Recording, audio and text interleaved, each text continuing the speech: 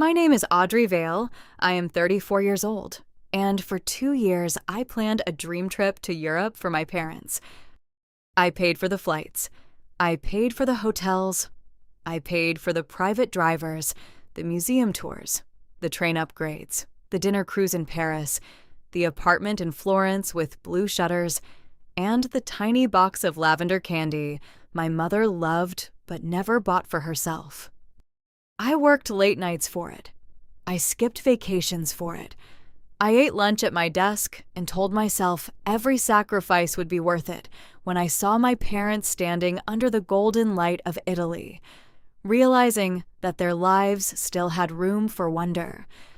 Then, on the morning we were supposed to leave, standing beside gate 22 with my suitcase in my hand, my mother looked at me and said, "Audrey, we talked about it as a family. Sophie needs this trip more than you do." Sophie was my younger sister, 28 years old, fragile whenever responsibility arrived, exhausted whenever rent was due, miraculously confident whenever she was stepping into something someone else had paid for. She stood behind my mother with a new cream suitcase and the linen scarf I had bought for myself in case Paris was cold. My father stared at the floor. My mother touched my arm like she was comforting me for a pain she had just caused. "You are the strong one. Sweetheart, you will understand." And the worst part is, I did understand. I understood that in my family, strong never meant loved. Strong meant usable. Strong meant Audrey will survive it. Strong meant Sophie gets protected, Mom gets obeyed, Dad gets to stay silent, and Audrey gets to carry the bill. I did not scream in the airport. I did not cry where they could see it. I only watched them walk toward security with the leather itinerary binder I had made by hand, filled with every reservation, every confirmation number, every emergency contact, and every little detail I had stitched together with 2 years of my life. Then I waited until their plane took off. At 11:12 that morning, while they were somewhere over the Atlantic, I opened my laptop in an airport coffee shop and canceled every luxury reservation connected to my name, my card, and my patience. I left the flights alone. I am not cruel enough to strand anyone overseas. But the drivers disappeared. The Florence apartment disappeared. The Rome balcony hotel disappeared. The Paris dinner cruise disappeared. The museum tours, train upgrades, luggage transfers, welcome baskets, and Riverview tables all vanished with polite confirmation emails. By the time they landed, my phone was off. By midnight, there were 46 messages. By morning, there were 73. Not one of them asked how it felt to be replaced at an airport by the sister who had already taken half my childhood. They only wanted to know where their driver was. Let me go back, because nobody becomes the backup generator in a family overnight. You are trained into it. In my family, Sophie was the storm, and I was the house expected to stand. If Sophie cried, the entire room rearranged itself around her. If Sophie failed a class, she was overwhelmed. If Sophie quit a job because her manager gave feedback, she was protecting her mental health. If I worked through the flu, paid bills, picked up medicine, handled paperwork, and still showed up smiling, nobody called me brave. They called me reliable. Reliable is a dangerous word in a family that has no intention of protecting you. My mother, Helen Vale, loved saying she had 2 very different daughters. Sophie feels things deeply. She would say, as if I had been born without nerves. Audrey handles things. Audrey has always been mature. It sounded like praise until I realized maturity was just the name they gave my unpaid labor. My father, Robert, was quieter. He did not defend Sophie loudly. He simply stepped aside whenever defending me required conflict. He had a gentle face and a talent for looking sorry while doing nothing. For years, I thought that was kindness. Later, I understood that silence can be a choice, too. That was the word they used whenever Sophie wanted something another person had earned. The Europe trip began at my parents' kitchen table 2 years before the airport. My mother saw Florence on a travel show and said she had wanted to go there on her honeymoon, but life had always been too hard. My father laughed sadly and said things never got easier. Something in me reached for their old dream before I reached for my own. That night, I opened a spreadsheet called Europe 2026. I did not tell them I had been saving for a condo. I did not tell them I wanted a balcony with basil and a kitchen with morning light. I moved that dream to the side and started building theirs. Sophie knew about the trip from the beginning. At first, she acted happy. Then she became wistful. Then she began sending my mother videos of Paris cafes with crying emojis. By the second year, the question started. Are you sure it should not be a family trip? Would one more person really cost that much? Isn't it weird Audrey gets to go and I don't? I said I had budgeted for 3 people. I said most of the reservations were in my name, so I had to go as the planner. I said maybe we could plan something smaller another time. My mother said, Sophie just feels left out. I said, Mom, she is not being left out of a gift I spent 2 years preparing for you and Dad. My mother sighed, Audrey, not everything is about money. That was the amazing thing. Money was only not important when it was mine. 2 weeks before departure, I brought the final itinerary binder to my parents' house. My father turned the pages slowly. Audrey, this is too much, he said, and for a second I thought I had finally done something that could not be ignored. My mother said it was beautiful. Then Sophie walked in barefoot, holding tea she had not made herself, and said, Wow, you really went all out. There was something in her voice I should have recognized. Not admiration, ownership warming up.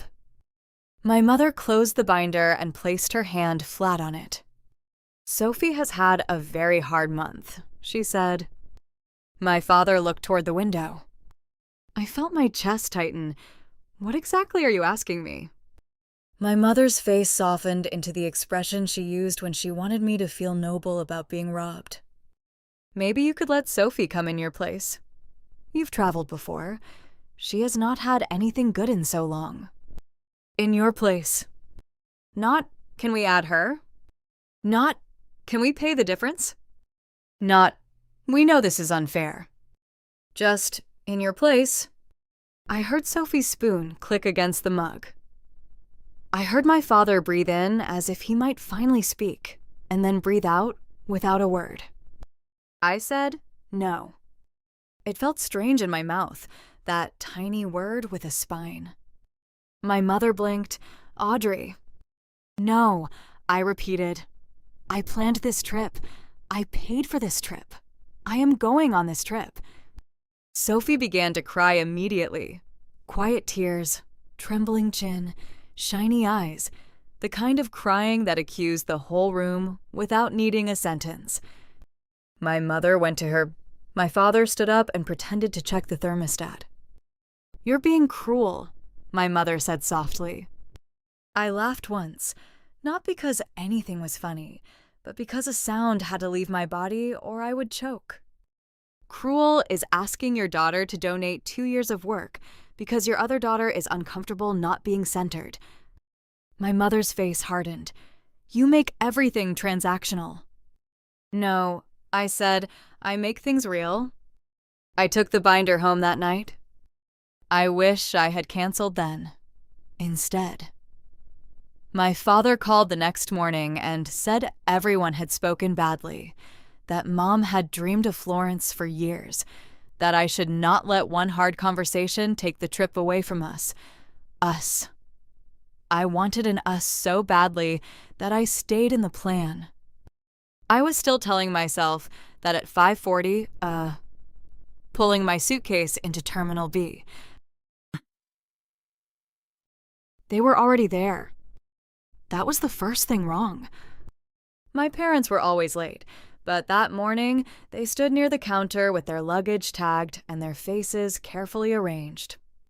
Sophie stood beside them with a cream suitcase, a passport cover I recognized from a link I had sent my mother, and my linen scarf around her neck.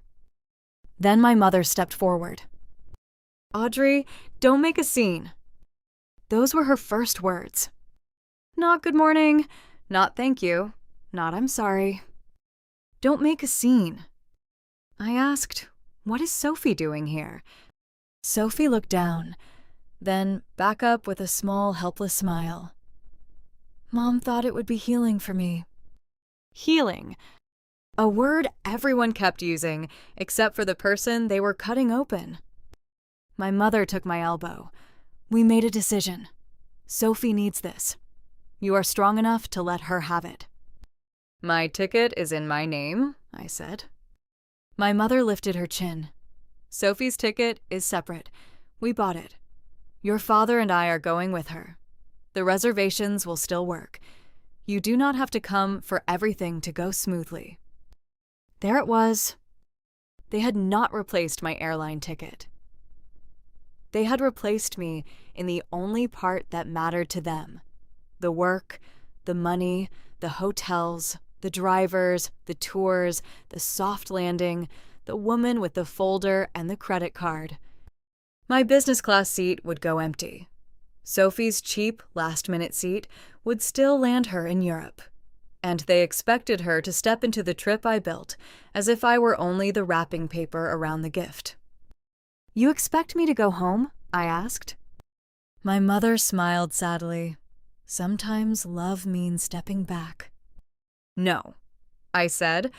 Sometimes love means considering someone before you hurt them. Sophie crossed her arms. I knew you'd make it about you. I looked at the scarf around her neck. My scarf, and something in me went still. I asked my father one question. Dad, did you know before this morning? His mouth opened, closed. He looked at my mother. That was the answer. A strange calm came over me. Not numbness, not forgiveness, something cleaner.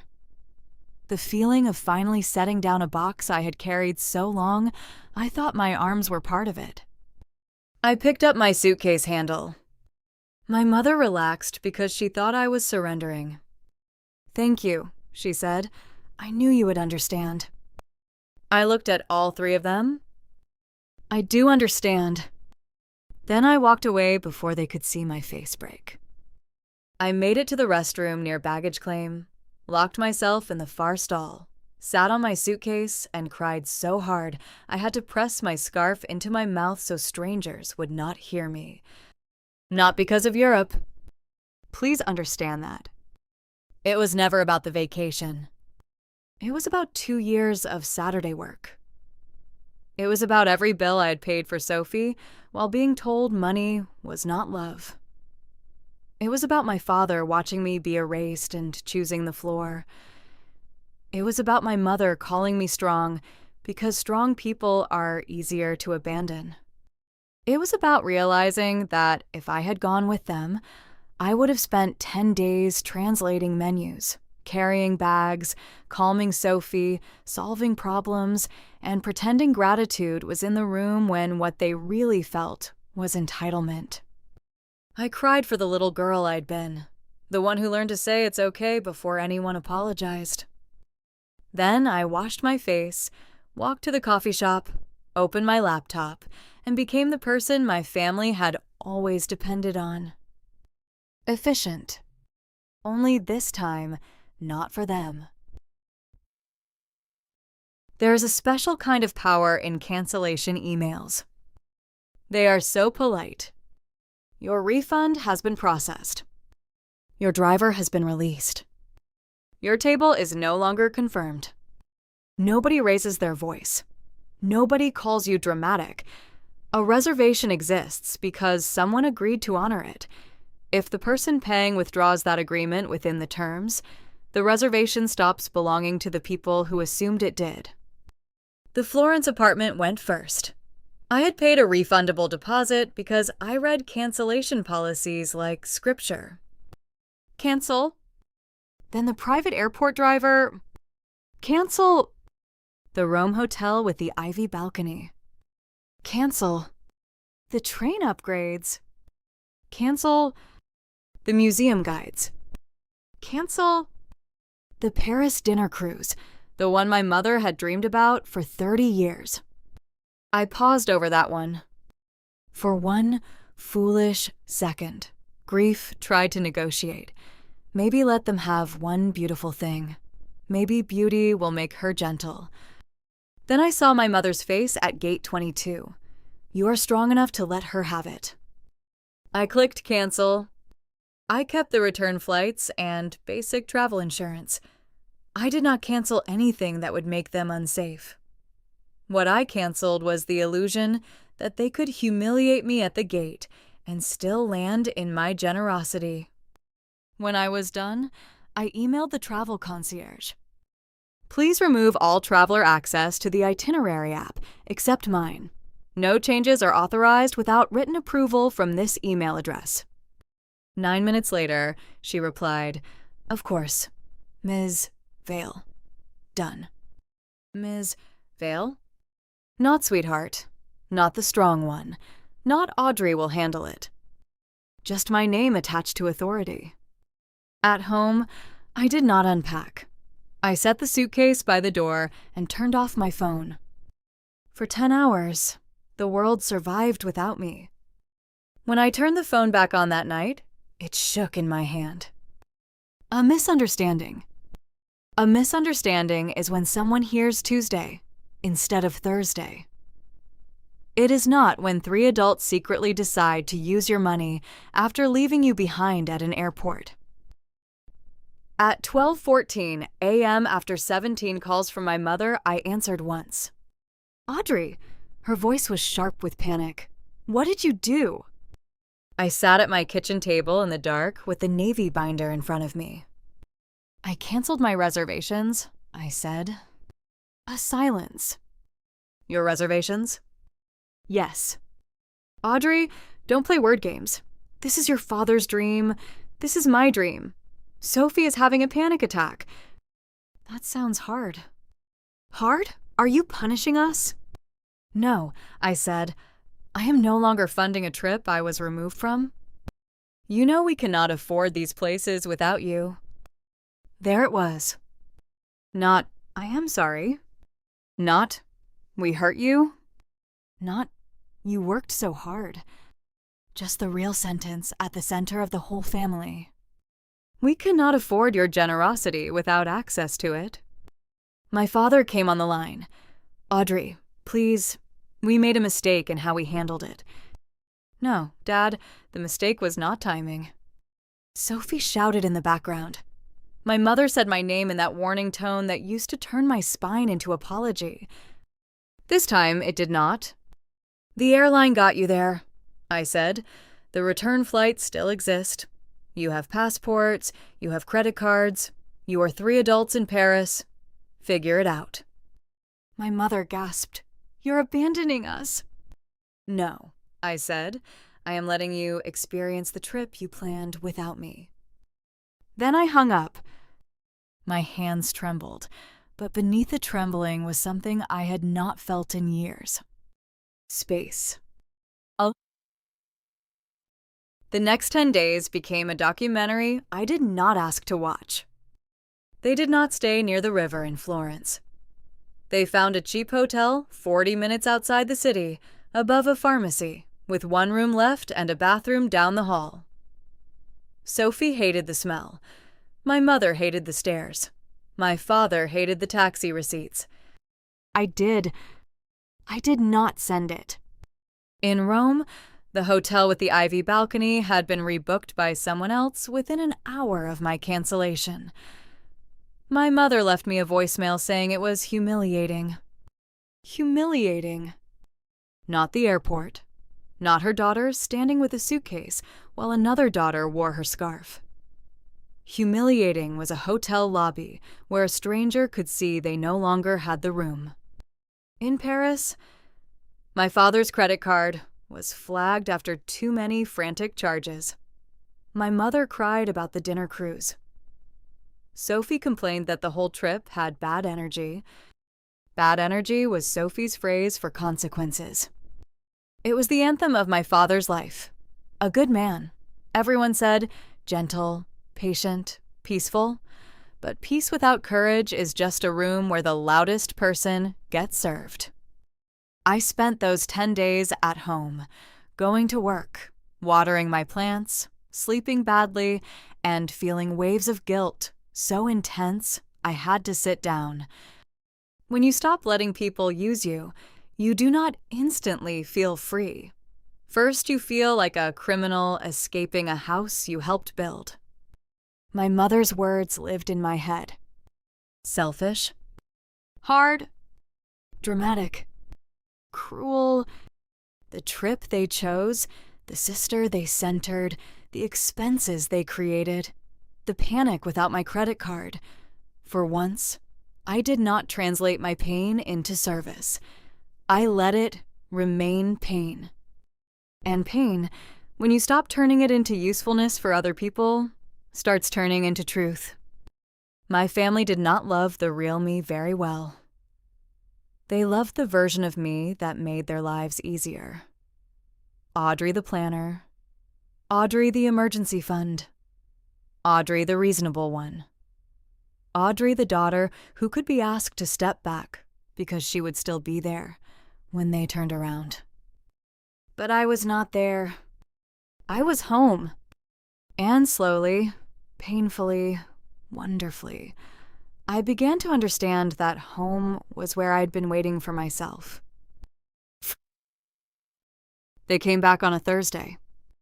Their plane landed at 4:26 p.m. My mother called at 4:51. I did not answer. My father called at 5:03.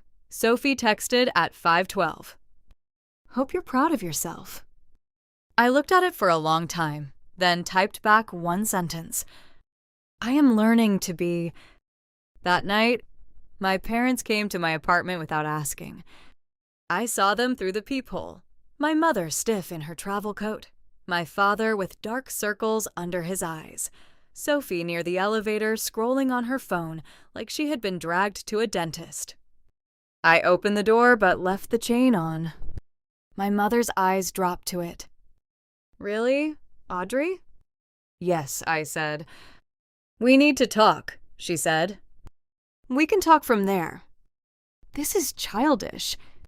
No.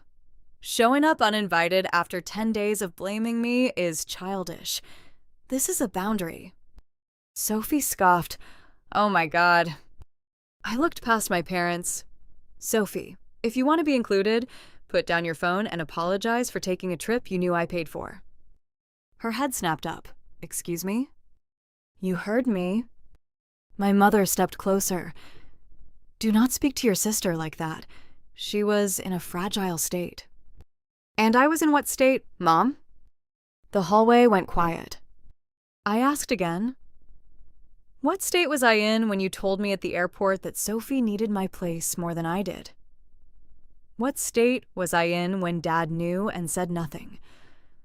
What state was I in when you walked away with the trip I paid for? My father whispered, Audrey. No, I said, not this time. The words came from somewhere deep and old, somewhere that had been waiting behind my ribs for years. You have called me selfish, hard, dramatic, and cruel. But not one of you asked what it cost me to build that trip. Not one of you asked what it felt like to be replaced. Not one of you asked why I cried alone in an airport bathroom while you boarded a plane with my itinerary. My mother looked away. I kept going. For years, this family has used my stability like a household appliance. When Sophie breaks down, plug in Audrey. When bills appear, plug in Audrey. When consequences arrive, plug in Audrey. And if Audrey says no, call her cruel until she starts working again. Sophie rolled her eyes.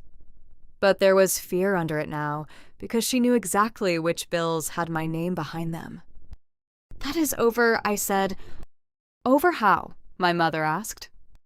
My voice did not shake.